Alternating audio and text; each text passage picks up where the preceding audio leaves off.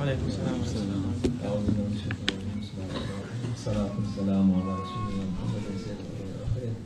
ماذا يقصد وبدأ سابق أصحابه وبدأ يسير وأشهد أن لا إله إلا الله وعلى مدى طريقاتنا والصحبة والخير في الجميع.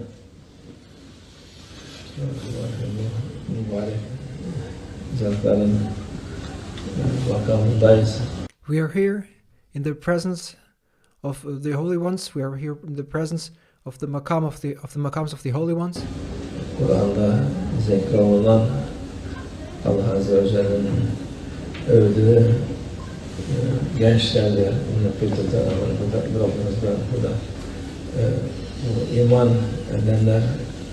And we are here in the presence of these young ones, of these youngsters, whom have been mentioned in the Holy Quran and who have been praised by Allah Almighty. We are here in the presence of the holy youngsters who have believed in Allah Almighty. Onlara Allah Azze ve Celle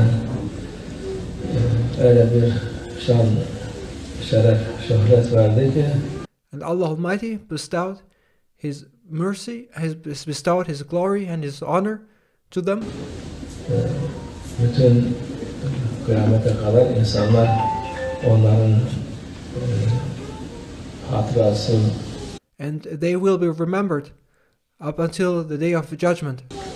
Hem hatıra hem insanlara ders. And they will be remembered up until the day of judgment, and they will serve as an example to humanity. Hem ibret bunların hayatları. Their lives will continue to be a lesson to humanity. En güzel yani şimdi insanların en lüks hayat yaşarlarken bu hayatı bırakıp her şeye bırakıp and they were the ones who left everything for the sake of Allah Almighty.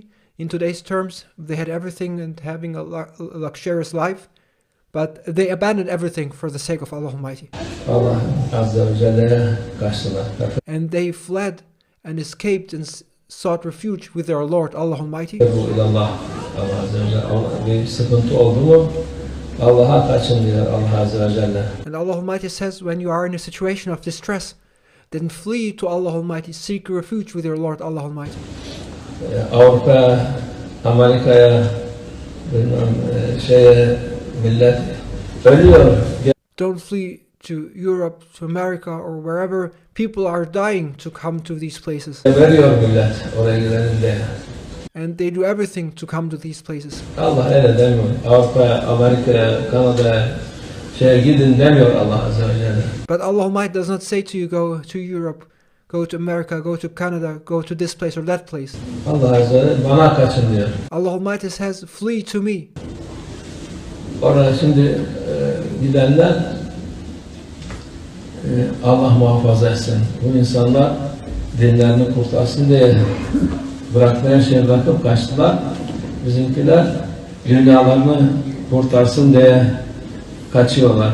And those youngsters whose maqam we are now here in, they fled their worldly life in order to save their faith. And now we see people, they are fleeing to save their worldly lives, running the risk of losing their faith. They are doing the complete opposite. Oraya gidelim diyor. Allah Azze ve Celle işte mübarek yer bizim yerler buralar. But where are people fleeing to? Here are the blessed places.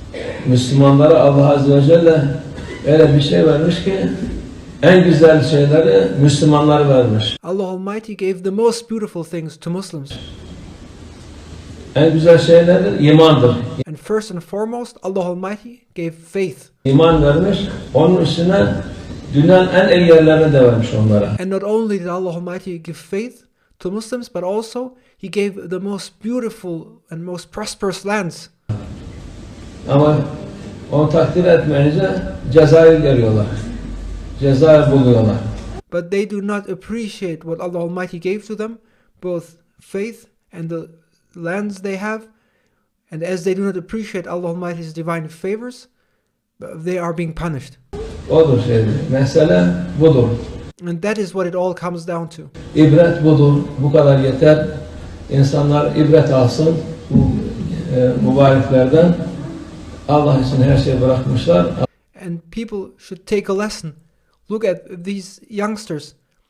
They left everything to save their faith, to be with the Lord Allah Almighty. Allah her şey vermiş kendilerine.